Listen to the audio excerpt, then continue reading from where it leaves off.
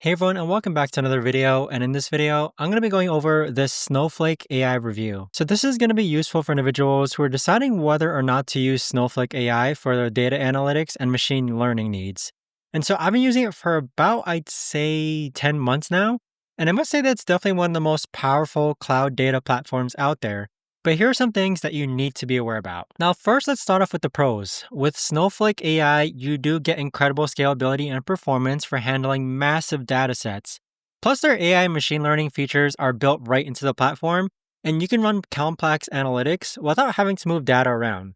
But one of the downsides is that it can be extremely expensive if you're not careful about managing your compute storage, and there's definitely a steep learning curve if you're not already familiar with data warehousing. Now, the biggest cons of Snowflake AI, though, is that although the platform is powerful, you do have to really understand how their pricing model works. And what I mean by that is you pay for compute time and storage separately, and costs can spiral out of control if you're not monitoring usage carefully, okay? So some months when I optimize my queries properly, my bill is reasonable, but then other months I've been shocked by unexpected charges.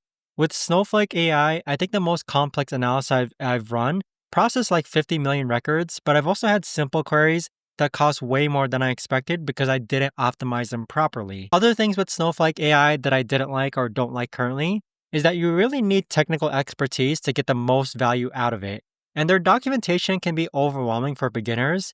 And unlike simpler analytics tools where you can just drag and drop, Snowflake requires you to write SQL and understand data modeling concepts. Now, with Snowflake AI, one thing to keep in mind is that you do have to take into account not just the platform costs, but also the time and expertise required to implement it properly.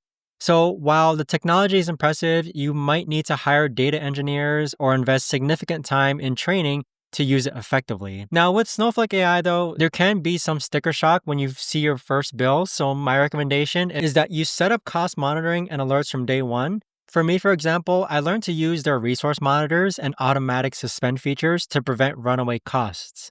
Now, here are my 3 tips for people who want to try out Snowflake AI.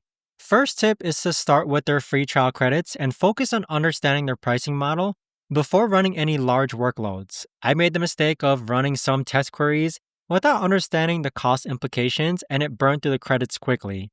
Second tip is invest in time learning SQL optimization because poorly written queries can be extremely expensive. On Snowflake, I spent weeks learning how to write efficient queries, and it saved me hundreds of dollars in compute costs. And the performance between optimized and optimized queries is massive. Third tip is to use their automatic scaling and suspend features to control costs because Snowflake can scale up. So make sure to compute resources automatically, but it won't scale them down unless you configure it properly. I learned to set up automatic suspend after periods of inactivity, and my rule is that if you're not working with like terabytes of data, Snowflake might be a bit overkill for your needs. But overall, I'd say Snowflake AI, it's been an incredible, powerful platform when you need to handle serious data analytic workloads.